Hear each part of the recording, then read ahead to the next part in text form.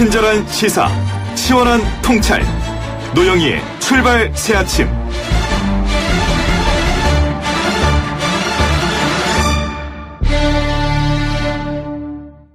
(2011년 12월에) 개국한 종합편성 채널 일명 종편이 개국 8년 만에 유료 방송 의무 송출 채널에서 제외됐습니다.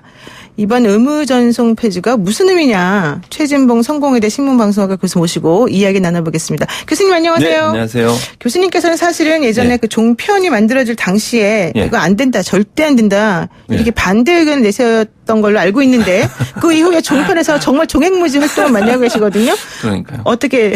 아니야. 종편이 저는 만들어지면 안 된다고 반대했죠. 사실은. 그렇죠. 네, 왜 반대하셨습니까?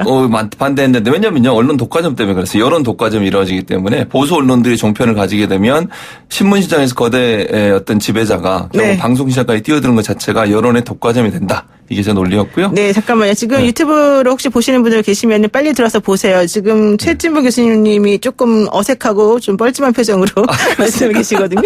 예, 계속 말씀하십시오. 예, 그래서 저는 이제 이 종편이 그렇게 반대했던 이유는 그거고 또 종편이 탄생하고 나왔을 때 많은 특혜들이 있었어요, 사실은. 그런 특혜들을 계속적으로 없애야 된다고 주장했던 사람이고요. 지금도 마찬가지 개념이고 이번에 의무재선송에서 종편이 빠지게 되는 것도 특혜 중에 하나거든요, 사실은. 그 특혜 중에 하나가 해결된 건데 이거는 뭐 이제 시작에 불과하고요. 뭐 황금 채널 문제나 다른 광고를 직접적으로 영업할 수 있는 문제나 이런 문제들은 앞으로도 해결이 돼야 될 문제다 이렇게 생각을 합니다. 네, 그렇습니다. 자, 이제 본격적으로 얘기 한번 나눠보는데요.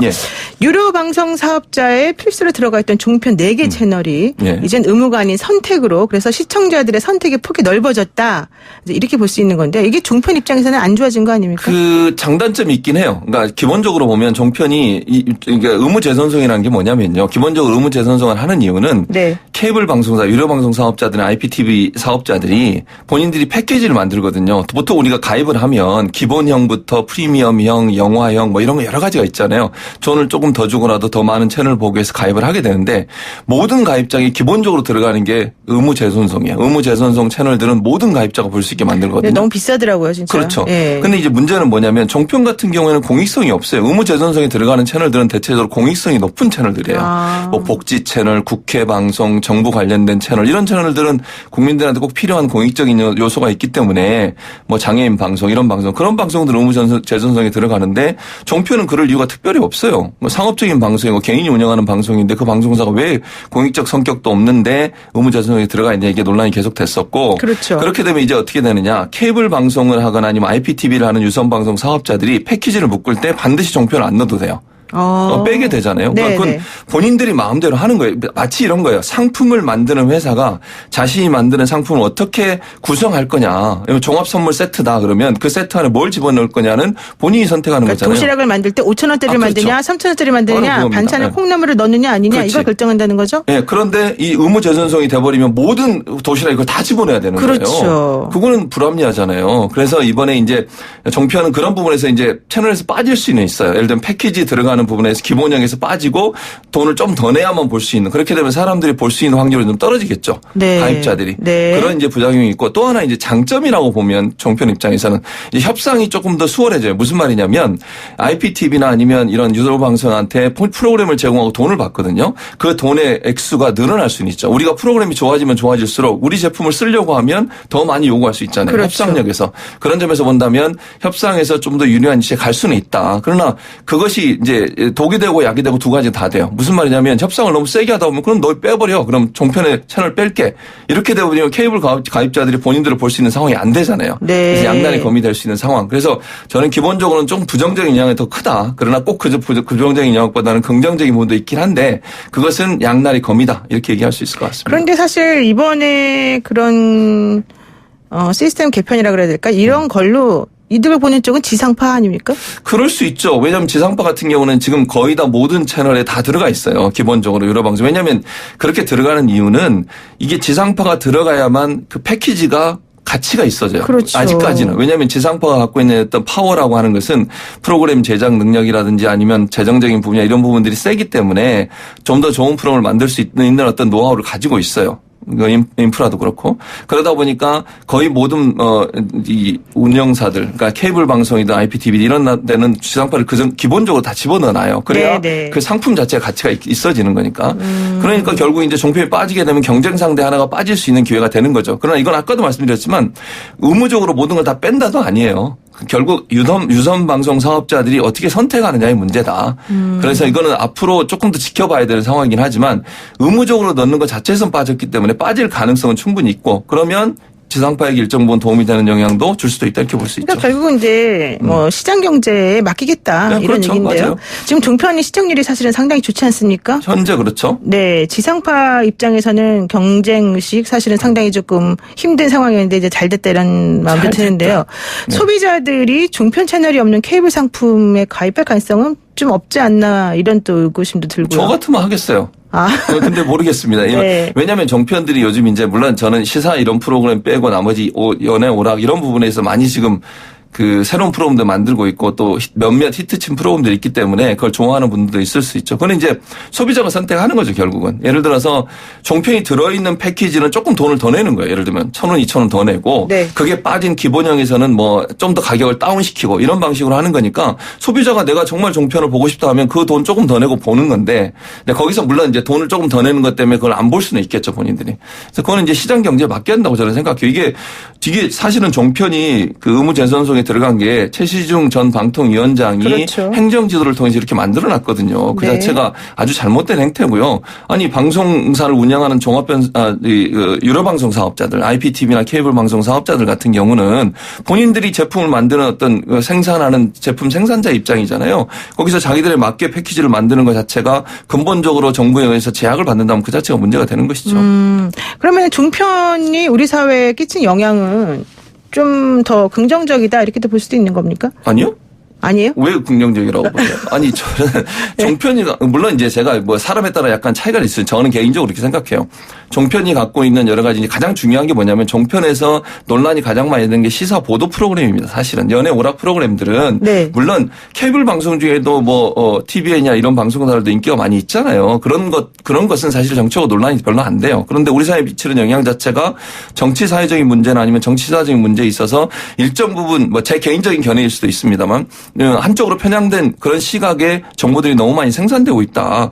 균형 잡힌 정보를 전달하는 것이 방송과 언론의 역할인데 그 역할을 종편이 제대로 하고 있느냐 하는 부분을 본다고 하면 저는 그렇게 보이지 않거든요. 그 부분이 바로잡히지 않으면 종편이 논란에서부터 자유로울 수 없다. 저는 어느 한쪽의 정치적 이해관계를 대변하는 입장에 서지 말고 방송이라면 방송법에 공정하고 객관적으로 방송하라고 방송법 1조에 규정이 돼 있잖아요. 그 규정을 지켜야죠. 종편이 그런 부분을 지키지 않는 부분, 물론 모든 종편이 그런 건 아닙니다만 그런 부분들은 좀 시정해야 될 부분이 아니겠나 이런 생각이 듭니다. 네, 좋습니다. 그럼 이제 약간 좀 다른 얘기를 한번 넘어가 보겠습니다. 예. 방송법 개정안이 지금 나와 있습니다. 예. 과거에 범죄를 저지른 경력이 있는 연예인들의 방송 출연을 금지시켜야 된다 이런 논란이 있는 건데요. 그렇죠. 사실 이게 아직 시행 당연히 안 됐고 안 통과도 됐죠. 아직 안 된 안 됐죠. 상황이죠. 네, 맞습니다. 그런데 여기에 대해서 벌써 찬반 여론이 나뉘고 있고요. 예. 언론에서는 누구누구 연예인 방송 못하다, 출연 못하다 이런 얘기도 나오고 있기도 예. 하거든요. 어떻게 보세요? 실제적으로 그 말은 사실이 아닙니다. 왜냐하면 법이 아까 말씀하신 상임위도 아직 통과를 못했어요. 국회 과방위를 통과해야 되고요. 통과하고 나더라도 이거 소급 적용이 안 돼요. 그러니까 그렇죠. 그 전에 문제가 있던 사람들은 전혀 문제. 예를 들면 이수근 씨나 이런 분들은 계속 방송에 나오셔도 아무 문제 없어요. 그러니까 논란이 되는 것 자체가 진실관계를 제대로 밝혀야 되니까요. 그럼 만약에 이 법이 통과가 된다고 하면 그때부터 이런 문제가 발생하는 사회적 물의를 일으킨 특히 예를 들면 음주운전이라든지 마약이라든지 이런 것들이 문제가 되는 건데요. 저는 이제 기본적으로 그렇게 생각해요. 찬반 의견이 있는 것은 충분히 이해가 가능해요. 무슨 말이냐면요. 한 번의 실수 때문에 그 사람이 연예인의 생활을 완전히 못하게 되는 거잖아요. 근데 반대쪽에서는 또 뭐라고 주장하냐면 연예인이 우리 사회에 미치는 영향을 생각해 보라는 거죠. 네. 그런 걸 생각해 보면 좀 더 공인으로서의 모습을 갖춰야 되고 그분들은 평생 연예인 할 거 아니에요. 그러면.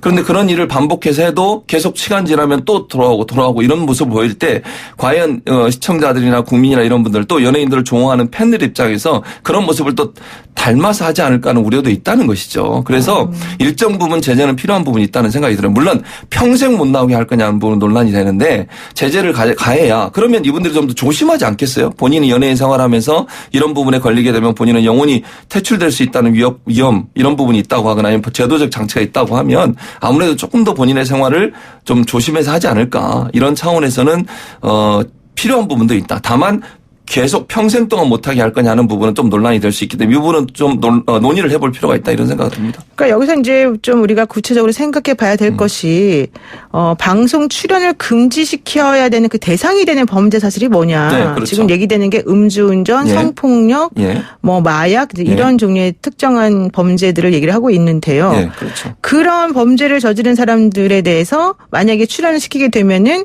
그 출연시킨 쪽에서 뭐 징역까지 실형까지 살 수 있는 지금 법 개정안이 나왔단 말이에요. 그런데 사실 방송국이라고 하는 건 법인이란 말이에요. 사람이 아니라. 그렇죠. 근데 그런 실형이 무슨 의미가 있습니까? 그 실형이 무슨 의미가 있냐고요? 네. 그러니까 실형을 받고. 그러니까 처벌이라고 하는 게 과연 타당하냐 이걸 지금 물어보는 거죠. 그렇죠. 그러니까 실형이라고 하는 부분이 특별히 이유가 있냐 없냐의 차원보다는 제가 볼 때 이런 것 같아요.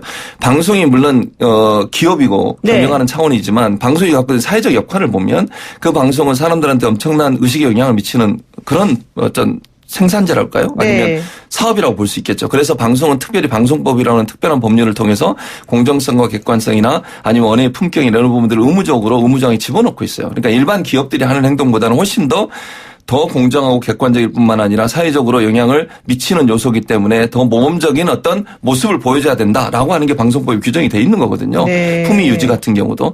그런 차원에서 본다고 하면 방송에 나와서 연예인 활동을 하면서 그걸 통해서 경제적 이익을 획득하고 그렇게 삶을 영위하는 사람들 입장에서는 그 방송법의 규정에 맞는 행동에 벗어나는 행동을 했을 때는 방송에 출연하는 것을 일정 부분 금지할 수도 있다고 봐요. 저는 기본적으로. 그러면 또 헌법적인 측면에서 보면은 지나치게 직업 선택의 자유를 침해하는 건 아닙니까? 그 직업을 선택할 때 본인이 예를 들면 이런 거잖아요. 공직자나 법관이나 이런 사람들이 직업을 선택할 때는 그 공직자로 들어갔을 때 본인이 불이익을 당할 수도 있다는 조건을 알고서 들어가는 거 아니에요? 네. 일반 기업이나 아니면 다른 기업이 하는 것보다 네. 예를 들어서 일반 기업에 들어갈 때는 내가 그런 의무가 없음에도 불구하고 그럼 들어가는 거잖아요. 근데 공직자가 된다는 것은 공직자로서 사회에서 좀 더 청렴한 삶을 살아야 되겠다고 하는 거 이걸 알고 들어가는 거 아니겠어요?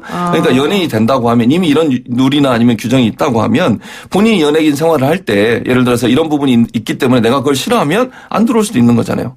그런 부분 때문에 저는 이거는 뭐 직업 자유의 선택보다는 본인이 직업을 선택할 때 그런 규정이 있느냐 없느냐 하는 부분들을 보고 선택할 수 있는 영역이라는 생각이 듭니다. 공익적 측면이 더 중요하다 이렇게 보시는 것 같습니다. 오늘 말씀 여기까지 듣겠습니다. 고맙습니다. 네, 감사합니다. 네, 지금까지 최진봉 성공회대 신문방송학과 교수였습니다.